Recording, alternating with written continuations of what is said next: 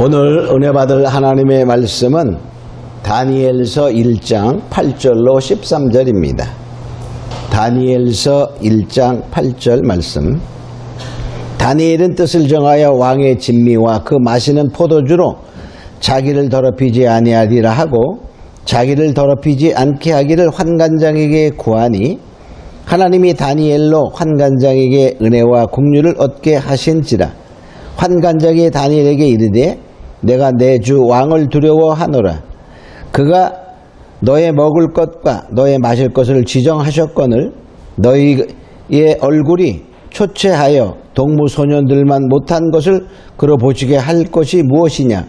그렇게 되면 너의 까닭에 내 머리가 왕 앞에서 위태하게 되리라 하니라. 환관장이 세워 다니엘과 하나냐 미사엘과 아사랴를 감독하게 한 자에게 다니엘이 말하되 청하오니 당신의 종들을 열흘 동안 시험하여 채식을 주어 먹게 하고 물을 주어 마시게 한 후에 당신 앞에서 우리의 얼굴과 왕의 진미를 먹은 소년들의 얼굴을 비교하여 보아서 보이는 대로 종들에게 처분하소서 하매. 아멘. 오늘 은혜 받을 하나님의 말씀의 제목은 다니엘의 신앙입니다. 다니엘의 신앙. 자, 다니엘은 그 뜻이 하나님은 나의 심판자. 너는 하나님은 심판하신다. 그런 뜻입니다. 자, 그런데 이 다니엘과 그 다니엘의 그 친구들이 느부갓네살이 즉 유대를 1차 공격했을 때가 여호야김 왕 3년입니다. 그러니까 여호야김 왕은 유다 왕 18대 왕인데 11년을 통치하게 됩니다. 근데 그 3년에 그 말, 여기 1절에 보면 유다 왕 여호야김 위에 있은 지 3년에 바벨론 왕 느부갓네살이 예루살렘을 애웠었다. 이렇게 말하고 있어요. 그때 바로 뭐냐, 사로잡힌 왕족과 귀족들과 많은 사람들이 있어요. 그 사람들이 중에 한 사람이 다니엘이었다. 이렇게 볼 수 있어요. 근데 이것은요, 실제로 보면은 이사야 선지자가 히스기야 왕 때 히스기야 왕이 병들었어요. 근데 병이 났습니다. 그럴 때 바벨론의 사신들이 히스기야 왕을 문안하러 옵니다. 이사야 39장에 보면 그랬을 때 그 히스기야 왕이 너무나 신났어. 바벨론 먼 나라에서 정말 사신을 보내서 당신이 병들었다 나음을 정말 축하합니다 하고 예물을 가지고 왔거든요. 그래서 너무 신나가지고 우리 유다 나라가 이만큼 강한 나라다라고 막 무기고를 다 보여줬어요. 그리고 사신이 돌아갑니다. 그럴 때 이사야 선지자가 와서 히스기야 왕을 나무랍니다. 이사야 39장 6절로 7절에 보면 보라 날이 이르리니 네 집에 있는 모든 소유와 네 열조가 오늘까지 쌓아둔 것이 모두 바벨론으로 옮긴 바 되고 남을 것이 없으리라. 여호와의 말이니라. 또 네게서 날 자손 중에서 몇이 사로잡혀 바벨론 왕궁의 황관이 되리라 하셨나이다. 네 자손 중에 몇이 바벨론에 잡혀가서 즉 왕족으로 잡혀가는 거예요. 가서 황관이 되리라. 이렇게 예언합니다. 그렇게 나무래요. 왜 그걸 보여줬냐? 국가의 비밀을 왜 보여줬냐? 그러면서 하나님의 말씀을 전하게 됩니다. 이것이 바로 지금 제가 한번 계산해 보니까 다니엘이 잡혀가는 그때가 BC 605년 여호야김 왕 3년인데 그때로 거슬러 올라가면 107년 전이야. 107년 전에 히스기야 왕의 어떠한 하나님의 마음에 맞지 않은 행동을 통하여 그러한 것을 예언하게 되죠. 그러면 히스기야 왕이 어떻게 했어야 될까요? 만일에 그 말을 듣고 다시 한번 꿇어 엎드려서 자기 병 나서 죽으리라 그랬을 때 막 애처롭게 기도했던 것처럼 다시 한번 기도했더라면 상황이 달라졌을 거예요. 근데 그 이야기를 듣고 히스기야 왕이 하는 얘기가 좋소이다. 좋소이다. 그러나 내 대는 평안할 것입니다. 이렇게 말합니다. 이게 그럼 우리가 어떤 말을 하느냐에 굉장히 중요한 거예요. 굉장히 중요한. 그래서 우리가 어떠한 하나님의 경고의 메시지가 올 때는 꿇어 엎드리는 그것이 현명한 자요. 하나님의 마음을 바꾸는 그러한 것을 하게 될 수 있다는 것을 알아야 됩니다. 그래서 많은 사람들이 잡혀갔어요. 그 중에서 이제 아주 똑똑하고 지혜롭고 왕궁에서 쓸만한 자들을 이제 황관 교육을 시키는 거예요. 그래서 3년 동안 공부시켜서 왕을 보좌하도록 그렇게 하는 과정이 됩니다. 여기 1장 3절에 보면 이렇게 말하고 있어요. 3절 하반절에 보면 왕족 귀족의 몇 사람 곧 흠이 없고 4절에 흠이 없고 아름다우며 모든 재주를 통달하며 그래 아주 똑똑한 사람들을 3년 가르치려고 하며 바로 왕을 보좌하도록 하는 것을 보게 됩니다. 자, 그래서 그 모습을 보면서 우리 뭐냐? 그런데 왕의 진미와 포도주를 딱 지정해서 이것을 먹이고 마시도록 하라. 이렇게 황관장에게 명령을 내립니다. 근데 다니엘이 그것을 딱 보니까 그곳에 뭐가 있냐면 고기들이 나와요. 자, 우리가 일반적으로 포로로 잡혀갔어요. 많은 사람들이. 그 중에서 특별히 뽑힌 사람들이에요. 왕족과 귀족이 많이 잡혀갔다고 미소년들이. 근데 그 중에 특별히 뽑힌 똑똑하고 재주있고 뛰어난 자들 중에서 교육을 받아요. 여러분이 만약에 거기에 뽑혔다 그러면 어떨까요? 포로로 그냥 잡혀가서 많은 고생을 하고 힘듦을 생활을 해야 돼. 근데 뽑혔어. 특별히 뽑혔어. 그럼 어떨까요? 신난다. 이렇게 생각할 거야. 또 포로로 잡혀갔으니까 잘 먹을까? 잘 못 먹을까요? 먹기 힘들 거야. 근데 왕의 진미, 왕이 먹는 그러한 요리를 먹는다 그 말이에요. 그러면 신이 날 텐데 다니엘은 생각합니다. 아, 이 왕의 진미는 보통 다 뭐냐면 그들은 자기네들이 섬기는 그 신전에다가 제물을 먼저 놓고 바치고 먹고 그래요. 다 바친다는 것이 아니라 일부를 바쳐. 일부를 바쳐도 뭐예요? 다 바치는 거와 마찬가지입니다. 대표를. 그래서 그 고기를 먹으니까 다른 말로 말하면 뭐가 되죠? 우상의 제물이 되는 거예요. 우상의 제물. 자, 그 우상의 제물을 내 고기를 먹어야 되냐 말아야 되냐, 그 포도주를 마셔야 되냐 말아야 되냐. 우리 일반 사람들은 고민 자체를 안 합니다. 자체를 안 해. 근데 다니엘은 고민이 되었어. 내가 이거를 먹고 마시면 정말 우상의 제물을 먹고 마시는 것이 되기 때문에 나를 더럽히는 자가 된다.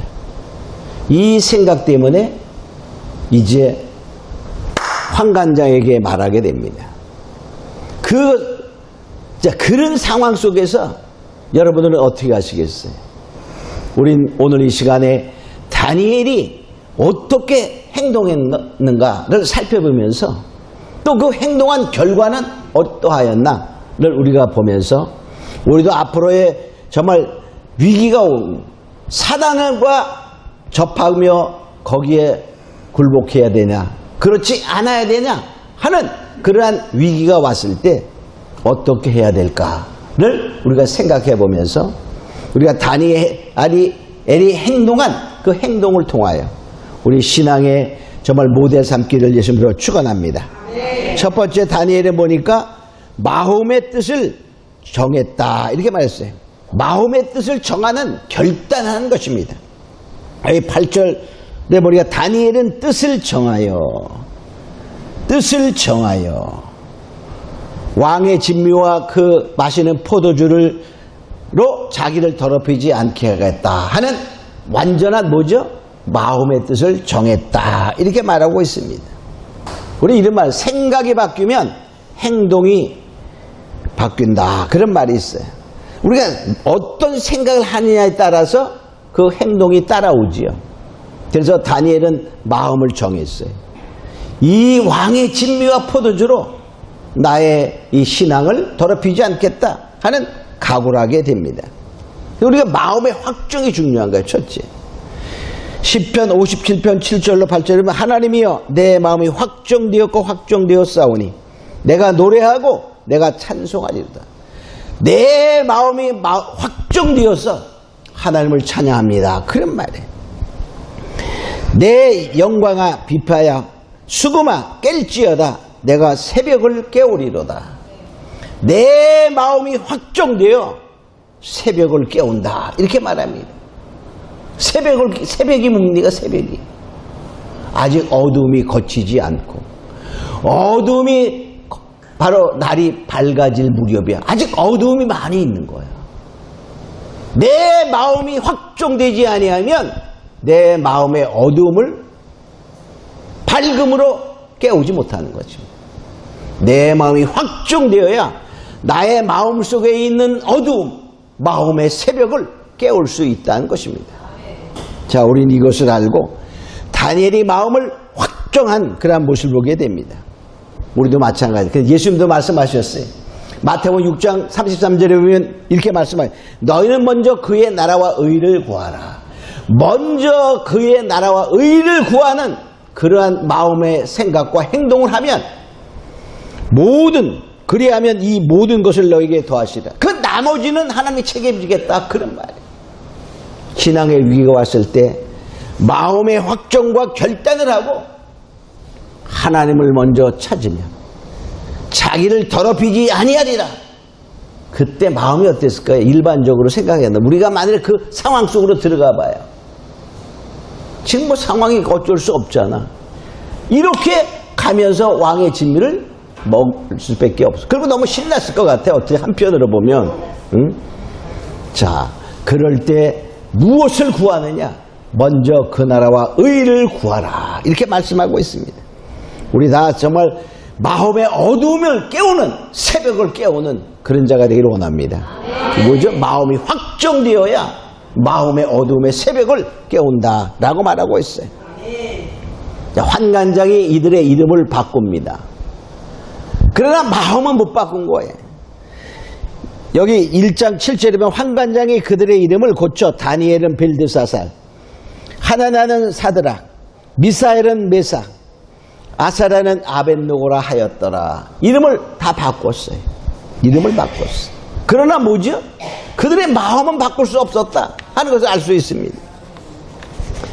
자, 다니엘은 아까 뜻이 뭐라 그랬죠? 하나님은 나의 심판자. 하나님은 심판하신다. 그런 뜻이에요. 근데 벨드사살을 바꿨습니다. 벨드사살은 벨이여 그의 생명을 보존하소서. 그런 뜻이에요. 그러니까 뭐냐면 하나님의 관계된 그러한 이름을 다 우상, 그들이 섬기는 바벨론의 신의 그러한 관계되는 이름으로 바꾸는 것을 알 수 있어요. 하나님은 자비로우시다. 그런 뜻인데 그 하나님의 이름을 사드락이라고 하고 태양의 영감. 그런데 태양. 그러니까 그들이 섬기는 신의 그러한 종속된 이름으로 바꾸는 것입니다. 미사엘은 하나님과 같은 분 누구인가. 그런 뜻인데 메삭은 아쿠, 신 같은 분이 어디 있으랴. 그러니까 그들의 신의 이름으로 바꾸는 거예요. 또 아사라는 하나님께서 도우신다. 그런 뜻인데 아벳느고는 느고의 종. 그러니까 전부 다 뭡니까? 하나님과 관계된 이름을 다 우상에 관계된 이름으로 바꾸는 그러한 모습을 보게 됩니다. 우리가 일제시대에도 우리의 이 민족의 사상을 바꾸려고, 민족의 혼을 바꾸려고 이름을 바꾸는 계명의 시대가 있었어요. 그죠? 자, 이러한 것처럼 이름을 바꿨지만 그들의 마음은 바꿀 수 없고, 또한 다니엘은 결단하는 그런 모습을 보게 됩니다. 자, 두 번째, 하나님의 은혜와 긍휼을 얻는 것입니다. 아무리 우리가 결단하고 애쓰고 힘써도 나의 힘과 능으로 할 수 없어요. 그래서 두 번째, 하나님의 은혜와 긍휼을 얻어야만 한다는 것이죠. 자, 9절에 보니까 하나님이 다니엘로 환관장에게 은혜와 긍휼을 얻게 하시는지라. 마음의 결단을 하니 하나님이 환관장의 마음을 변화시키는 거예요. 그래서 환관장이, 우리가 그냥 생각해봐요. 아니, 포로로 잡혀온 그냥 어린아이가 환관장에서 얘기합니다. 이 왕의 진미와 포도주로 나를 더럽게 하지 않게 하기를 환관장에 구하니, 8절에 말해 자기를 더럽히지 않게 하기를 환관장에 구하니. 건방져도 이거 어떻게 해요? 보통 건방진 놈이 아니야. 마늘의 경우에 환관장이 기분 나빴으면 어땠을까? 훈련만 돼서 탈락입니다. 내쫓아버리지. 여러분이 환관장이라고 말해봐요. 생각해보세요. 그때 환관장의 권한은 막강한 권한이야. 오늘날의 대통령의 비서실장 정도 되는데 권한을 갖는 거예요. 자, 그런데 뭐죠? 하나님이 역사하시고 있어요. 다니엘이 그 결단하는 그 모습 속에 하나님이 그 환관장의 마음을 움직이기 시작했다라는 것을 볼 수 있어요. 우리가 믿음의 심지가 견고하면요, 하나님이 아무리 위태하고 힘들고 어려움 속에서도 평강으로 인도하신다, 이렇게 말하고 있어요. 이사야 26장 3절은 주께서 심지가 견고한 자를 평강의 평강으로 지키시리니 이는 그가 주를 의뢰함이니. 마음에 결단하고 주를 절대로 의지하여 나가면 하나님이 뭐 하신다고요? 책임지고 평강의 평강으로. 그 말은 뭐죠? 아주 마음의 평강뿐만 아니라 환경도 평강의 환경으로 바꾸신다, 그런 말이에요.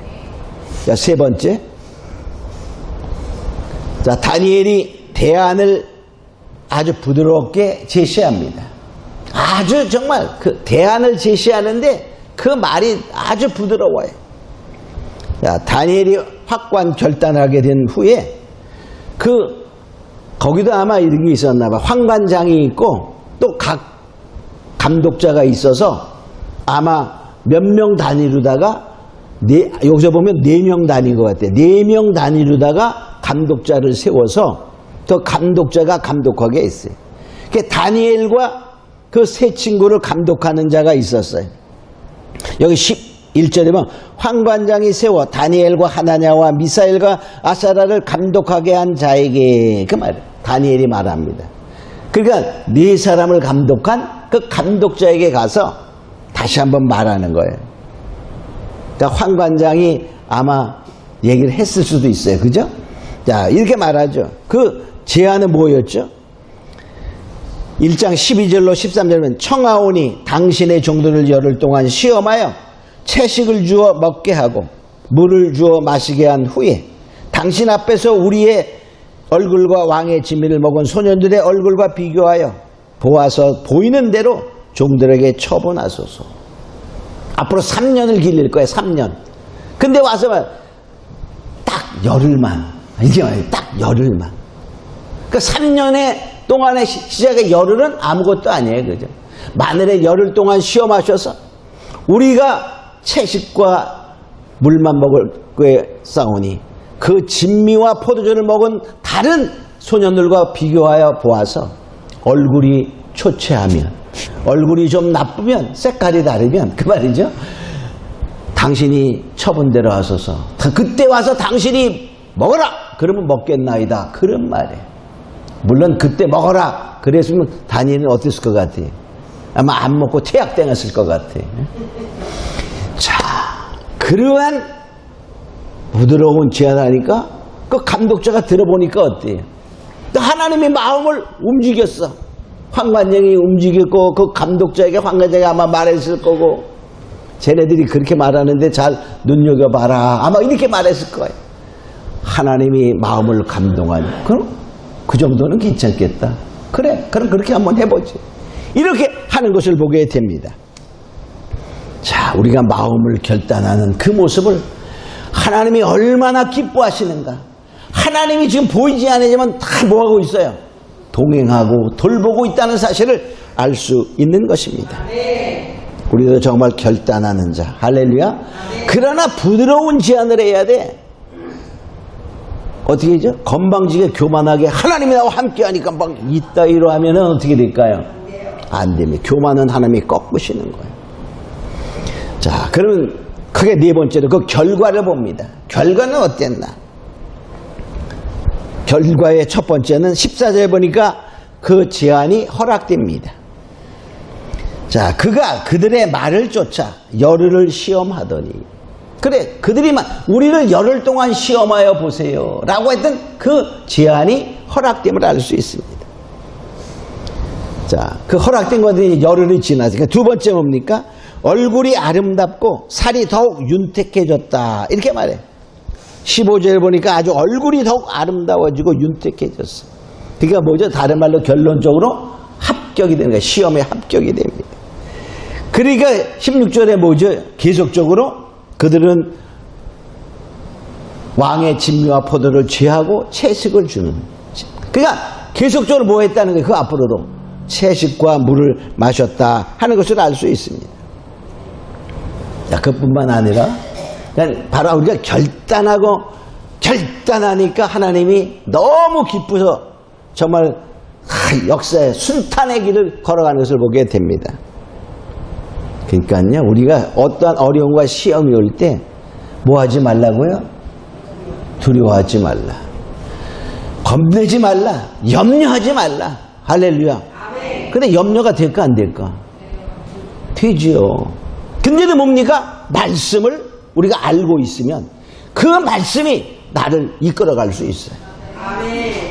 결단한 자에게 하나님이 은혜를 주시고 이길 수 있는 힘을 주시고 말씀을 생각나게 하시는 것입니다. 고린도전서 10장 13절에도 보면 사람이 감당할 시험 밖에는 너에게 당한 것이 없나니 오직 하나님은 미쁘사 너희가 감당 못할 시험 당함을 허락지 아니하시고 감당하지 못할 시험을 허락하지 아니하신다는 거예요.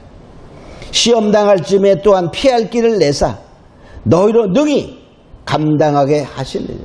우리가 마음을 결단하고 나아가면 하나님이 뭐죠? 피할 길을 주시고 그 시험을 감당하고 이기게 하신다는 것입니다. 우리가 말씀을 의지하고 신뢰하는 자 되겠습니다. 축원합니다. 그뿐만 아니라 또 그 다음에 뭐죠? 세 번째 그 결과는 특히 학문과 재주에 명철하게 하셨다 이렇게 말해요. 여기 17절에 보니까 이렇게 말하고 있죠. 하나님이 이 네 소년에게 지식을 얻게 하시며 그랬어요. 학문과 재주에 명철하게 하신 위에 아주 그들이 명철하게 했다는 거예요. 명철하게 했다. 근데 그뿐만 아니라 그 명철이 어느 정도냐? 20절에 보니까 이렇게 말해요. 왕이 그들에게 모든 일을 묻는 중에 그 지혜와 청명이 온 나라 박수와 술객보다 10배나 나온 줄 아니라. 정말 그때 왕을 보자 하는 박사나 술사는 굉장히 똑똑한 사람들입니다. 왕이 가만히 보니까 얘네들이 그들보다 뛰어나고 비교할 수 없는 그러한 뛰어남을 알게 되었다 하는 것입니다. 그뿐만 아니라 여기에 정말로 이 세 소년 하나냐, 미사엘, 아사라 이러한 세 소년도 결정할 수 있었던 것은 뭐죠? 다니엘이 이끌어갔기 때문에 그래요. 그 다니엘에게는 더 특별한 지혜와 명철을 주어서 여기 17절 하반절에 보면 이렇게 말하고 있습니다. 다니엘은 또 모든 이상과 몽조를 깨달아 알더라. 모든 이상과 몽조를 깨달아 하는 놀라운 영적인 능력을 허락하신 것을 보게 됩니다. 그러므로 우리가 이것을 보면서 이 다니엘의 그 열흘 동안 시험 과정을 통하여 하나님이 놀랍게 축복하신 것처럼 우리도 신앙의 위기가 왔을 때 정말 세상을 향해 가야 되냐? 그렇지 아니하고 거룩을 지켜야 되는가? 세속화냐 거룩이냐 이러한 위기가 왔을 때 하나님 편에 그 마음을 청하고 가게 된다면 하나님이 책임지시고 지금보다 더 뛰어난 명철과 지혜를 허락하셔서 그 정말로 위기를 이길 뿐만이 아니라 모든 것에 더함의 축복을 주는 것을 보게 됩니다. 우리는 만일에 이제 미래를 살다가 더 만일에 이러한 신앙의 위기, 세상과 짝해야 되냐 하나님의 말씀을 따라가야 되냐 이렇게 할 때 다니엘처럼 신앙의 결단을 하는 자에게 놀라운 하나님의 축복이 있게 될 것입니다. 이것을 믿고 나가는 자가 되기를 원합니다. 우리 다 같이 정말 다니엘의 신앙을 본받는 자가 되어달라고 통서로 잠깐 기도합니다. 고마운 것이 아버지 하나님 감사합니다. 이제 우리는 정말 다니엘의 신앙의 결단을 보면서 결단의 결과는 정말 놀라우신 하나님의 은혜요 긍휼과 축복이 왔을 뿐만 아니라 특별히 지혜와 명철을 더하게 하시고 모든 것에 뛰어난 그러한 인물이 되게 한 것을 보면서 우린 정말 다니엘의 신앙의 결단을 배우는 자가 되게 하여 주시옵소서. 감사하고 믿사오며 예수님의 이름으로 기도합니다. 아멘.